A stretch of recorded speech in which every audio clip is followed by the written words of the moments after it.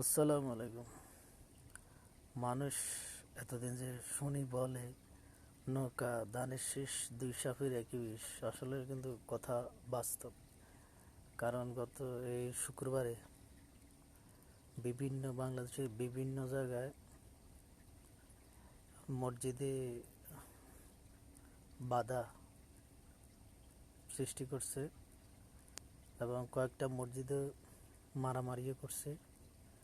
Same যেমন যুবলীগ করতো, ছাত্রলীগ করতো, তেমন ছাত্রদল সন্ত্রাসী এবং যুবদলের সন্ত্রাসীরা এসব মসজিদে অনেক মানুষকে হামলা করেছে।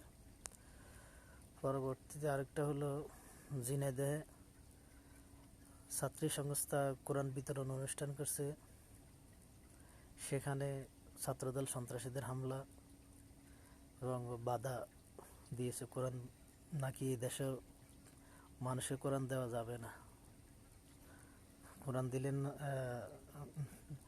কোরআন এই দেশে বলে কোরআনের আইন প্রতিষ্ঠা করতে দিবে না তারা।